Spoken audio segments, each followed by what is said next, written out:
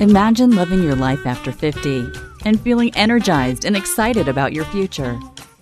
Welcome to the Women in the Middle podcast, the podcast for women who are ready to figure out what they want and create the life they deserve. Here's your host and Master Certified Life Coach, Susie Rosenstein.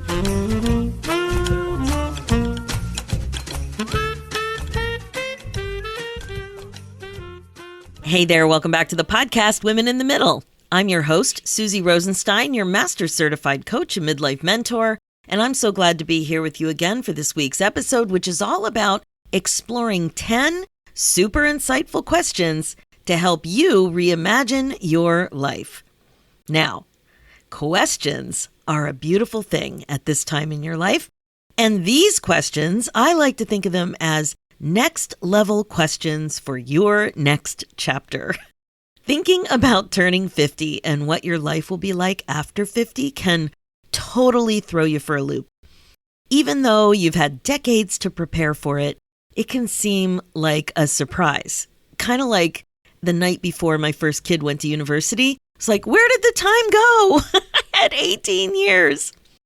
Now, it can also feel overwhelming and negative and scary, and it may be the first time in years that you haven't had a clear and exciting plan, right? Even though on paper it's like, yeah, I should totally have a clear and exciting plan, but you don't.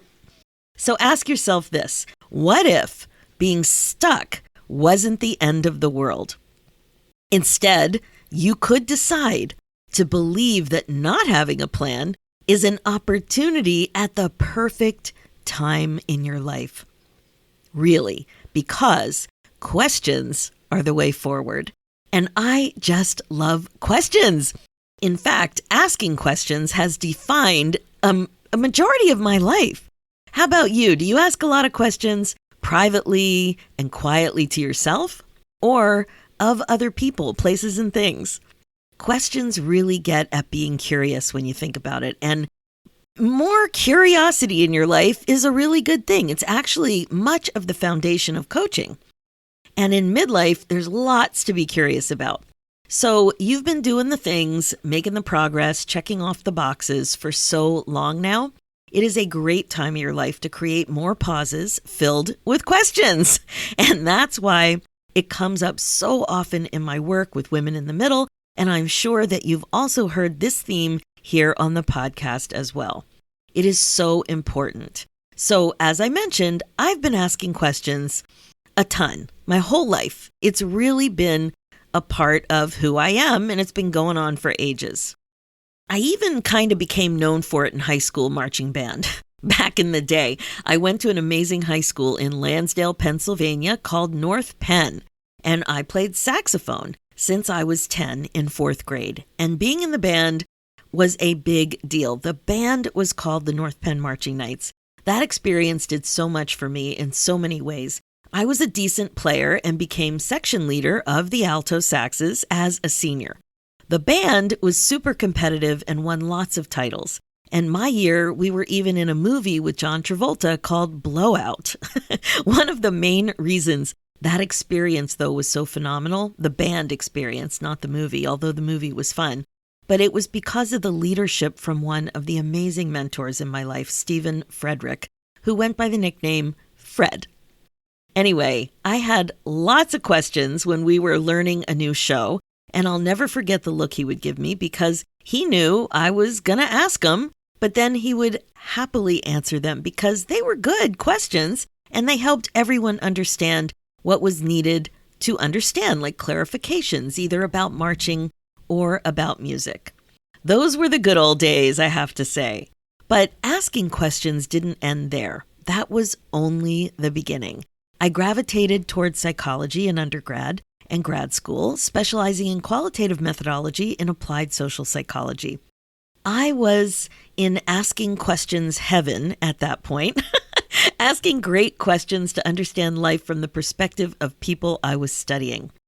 Being careful not to offer bias or lead in any way, rather than go in with a preconceived notion from me, right? You can't go into it that way. You have to be really curious. And this is such a great skill for the task at hand too, because you're also being judgment free. You just ask. Now, in my case, way back then, I was studying the relationship between children and their pet dogs. Such a great topic. Anyway, more questions. And then in my 27 years of working in health promotion and health education, I was often called on to run focus groups and discussion groups because I had some experience, which I love doing and I was really good at. Eventually, in 2014, I discovered coaching, and let me just say, more questioning heaven. Really think about it. My favorite 3-letter word is why. Why do you think that? Why? Why is such a great question? And that brings me to today's topic, how to dig into your beautiful mind, how to figure out what you want, how to help you connect with your passion, how to focus on being more intentional with your next chapter, and how to stop the big autopilot blur and think carefully about what you think, about your life, about your future. I can't think of anything more important than that, actually. So without further ado, I present to you what I think are the top 10 insightful questions to reimagine your life after 50. Let's get you going by getting you started with some simple but insightful questions that will help you shine a big giant flashlight on your brain. Now, to get the most out of this little exercise, here are a few tips. First, you have to give yourself time to think, and this means blocking out some dedicated time to work on these questions without distraction and, my friend, without multitasking. You heard me. Second, actually write out or type your answers. Like, write them out. I've prepared a free download for you too, so you can just listen now and then get the free guide to actually write the stuff out. So just go to www.susierosenstein.com/10 questions. That's the number 10 questions, and you can grab your copy there. Now, it makes a huge difference to write your answers out. It really, really does. Then you can look at them and you can reflect and, they kind of stay with you better. And third, set a goal to really learn something from your answers. And this means just start writing and don't edit your first thoughts. The ideas will start to flow more when you just write what pops into your head first. Look for patterns in your answers. What can you learn that will help you break through and move forward? Set time to work on this stuff. But for now, just be curious and allow yourself to think without being critical or without poo-pooing your first thoughts away. They count too. They're really important, actually. Okay, so let's get going. Question number 1. What would it be like if you believed it was a privilege to age every year? Now, really think about this. I have a sneaky suspicion that you do not think this way now. Most of us don't. But seriously, what would it be like if you really believed it? A privilege is a special right, advantage. It's just available to you, a particular person, or a group. It's special. So if that was you earned it or you won the privilege to age every year, how would that affect you? Question 2. What will you be able to do better as a result of finally nurturing your soul? Again, your first thought or glimpse of an image counts. What just popped into your brain? What would you be able to do better as a result of finally nurturing your soul? Question 3. What is the one thing that has consistently brought you joy throughout your life, and how could you bring it more into your life again now? Now, I love this question. Don't be afraid to look for clues from childhood or other areas of your life that might not stand out as notable. We're talking about joy here, and I believe that if something has brought you joy in the past, it's highly likely to bring you joy again. You can learn from this too. Just be curious about what makes up the thing that you identified. Really think about the experience from different angles. Question 4. What might you regret if you don't become more intentional with your relationships? Now, there's an assumption here that you may not be as intentional as you could be about your relationships. And I know that, and that's okay. I'm talking about your close family ties as well as your friendships, all kinds of relationships. I hear this all the time from my clients. But think hard. What might you regret if you're not showing up in a more intentional way going forward? Question 5. Are there experiences you always imagined you would have with your family or friends that you haven't had yet? And if so, what's your plan to have them? Now, in midlife, you tend to get more focused on time, not having enough time, running out of time, and of course, the biggie, dying too soon. And, of course, you had ideas, assumptions, and expectations of things that would have happened by now. So let's go there. Are there experiences that you always imagined you would have with your family and friends that you haven't had yet? And then, if so, what's your plan to have them? Question 6. What kind of professional contribution is important to you and why? So, all right, there it is. Your career, your job, your work, or what I like to call your professional contribution, because sometimes it's about volunteering too.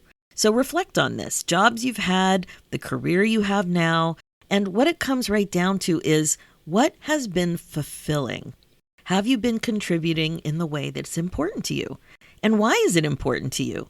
And what can you learn from this? Question 7.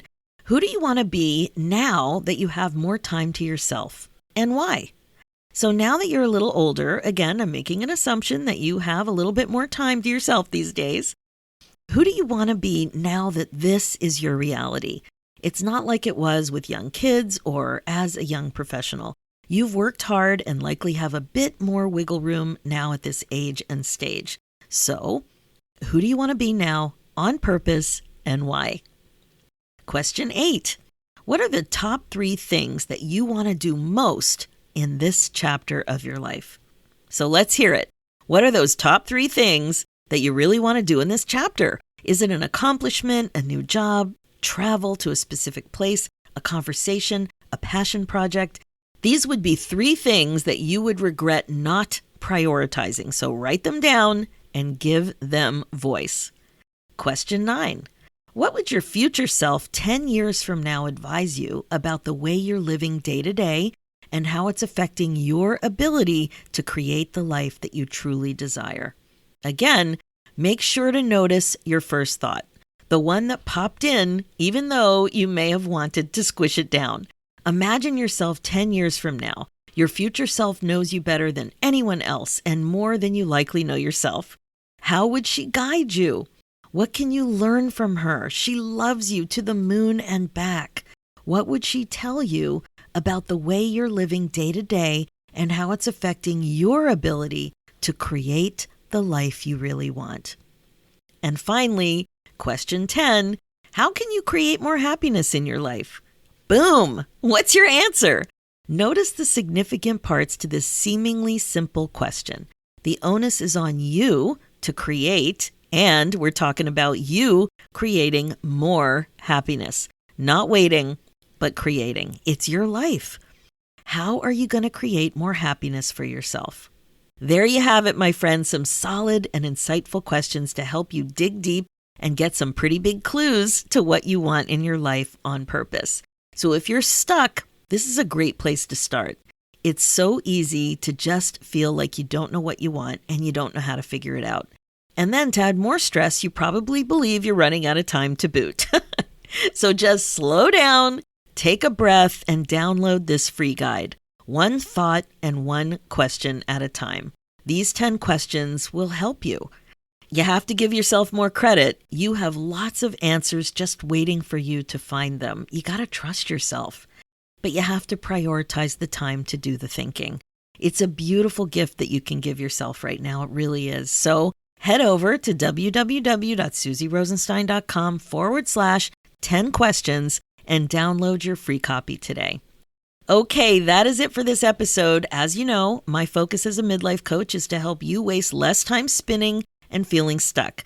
This is what regret-proofing your life is all about. Remember, being the queen of your brain domain is the best way to be, and I am here to help. This is what you'll learn when you hire me as your coach.